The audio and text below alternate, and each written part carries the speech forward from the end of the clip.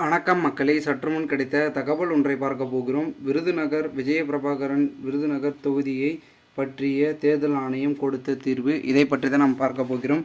தகவலை பார்ப்பதற்கு முன்னதாக நீங்கள் நம்மளுடைய சேனலுக்கு புதிய பார்வையாளர்களாக இருந்தீர்கள் என்றால் மறக்காமல் நம்மளுடைய சேனலை சப்ஸ்கிரைப் செய்து வைத்துக் கொள்ளுங்கள் மக்களே. தற்சமயம் வரைக்கும் பெரும் விதத்தில் சொல்லக்கூடிய இந்த ஒரு விருதுநகர் தொகுதியில் பலவிதமான குளறுபடிகள் நடந்திருக்கு. அதனால் மறு வாக்கு எண்ணிக்கை நடத்துங்க அப்படின்னு தேர்தல் ஆணையத்திடம் நம்மளுடைய தேமுதிகவின் நட்சத்திர வேட்பாளராக திகழக்கூடிய விஜயபிரபாகரன் அவர்கள் பெரும் விதத்தில் பார்த்திங்கன்னா அவர் ஒரு புகார் ஒன்றினை அளிச்சிருந்தார், மனு பார்த்திங்கன்னா கொடுத்துருந்தாரு. ஸோ அதை ஏற்றுக்கொண்ட தேர்தல் ஆணையம் அதற்கு ஒரு வாரத்தில் நம்ம விளக்கத்தை அளிக்கிறோம் அப்படின்னு சொல்லியிருந்தாங்க. ஆனால் அந்த ஒரு வாரத்தில் என்ன விளக்கம் கொடுத்துருந்தாங்கன்னா, தற்பொழுது இல்லை, நாங்களே நினைத்தாலும் இதை பண்ண முடியாது, ஜனாதிபதி அவர்களாலையும் பண்ண முடியாது, ஏன்னா எல்லா ஆவணங்களையும் ஜனாதிபதியிடம் சமர்ப்பித்தோம், அதை மீண்டும் பெற முடியாது. அப்படி நீங்கள் பெற வேண்டும் என்றால் எங்கள் தேர்தல் ஆணையத்தை நாடி அதாவது நீதிமன்றங்கள் மூலமாக நாடி அதன் மூலமாக நீங்கள் மறுவாக்கை பண்ணலாம். அப்படி இல்லைன்னா அங்கே வெற்றி பெற்ற வேட்பாளர் மூலமாக அவருடைய அனுமதி என்றால் நீங்கள் பண்ணலாம் அப்படின்னு சொல்லியிருக்காங்க. இதனால் பார்த்திங்கன்னா அங்கே கொஞ்சம் பரபரப்பு என்பது ஏற்பட்டிருக்கிறது. ஏனென்றால் ஒரு தீர்வு கிடைக்கும் என்று நினைத்தார்கள். அந்த ஒரு தீர்வு கிடைக்காமல் மறுப்பு தெரிவிக்கின்ற சூழலில் அடுத்து என்ன செய்ய போகிறது என்று தெரியாமல் நம்மளுடைய தேமுதிக கட்சி ஒரு சில முடிவில் இருப்பதாகவும் கூறப்படுகிறது.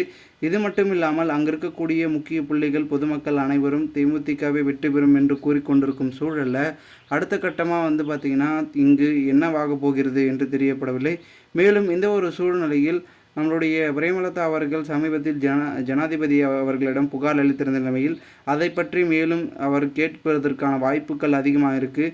ஏனென்றால் தற்சமயம் வரைக்கும் அங்கு குளறுபடிகள் நடந்திருப்பது அப்பட்டமாக தெரிந்திருந்தாலும் கூட அதனை ஏற்க மறுக்கிறார்கள். நடந்ததை தற்பொழுது மறைமுகமாக மறைக்கிறார்கள் என்று குற்றம் சாட்டியிருக்கிறார்கள் தேமுதிகவினர்கள். இந்த ஒரு சூழ்நிலையில் அடுத்த கட்டமாக அங்கு ஒரு தீர்வு காண வேண்டும் என்ற ஒரு நோக்கத்திலும் முடிவிலும் இருப்பதாகவும் கூறப்படுகிறது. அங்கு கண்டிப்பாக பெரும் விதத்தில் ஆதரவு தேமுதிக கட்சிக்கு மட்டும் இருக்கிறது என்று கூறப்படுகிறது. பெரும்பான்மையான இருக்கக்கூடிய விருதுநகரில் அதிகப்படியான ஆதரவு நம்முடைய விஜயகாந்த் அவர்களுடைய சின்னத்திற்கே வந்திருப்பதாகவும் கூறப்படுகிறது. ஆகையால் தபால் வாக்குகள் மூலமாகவே குளறுபடிகள் அதிகமாக நடந்திருப்பது, அதன் மூலமாக விஜயபிரபாகரன் அவர்கள் வெற்றி பெற்றிருப்பார், அதனால்தான் தோல்வியை அடைந்திருக்கிறார் என்றும் பலரும் குற்றம் சாட்டுகிறார்கள்.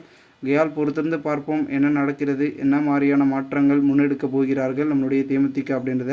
மேலும் இந்த ஒரு தகவலை குறித்த பொதுமக்கள் உங்களுடைய கருத்துக்களை கமெண்ட் மூலமாக தெரிவிங்கள். போன்று நீங்கள் அரசியல் சார்ந்த நிகழ்வுகளாம் தினசரி தெரிந்து கொள்ள நம்மளுடைய சேனலை சப்ஸ்கிரைப் பண்ணிவிட்டு கூட இருக்க பெல்லைக்கான ஆளில் கொடுத்து வைங்க மக்களை. அப்போ தான் உடனுக்குடன் நீங்கள் தகவல்களை தெரிந்து கொள்ள முடியும். நன்றி, வணக்கம்.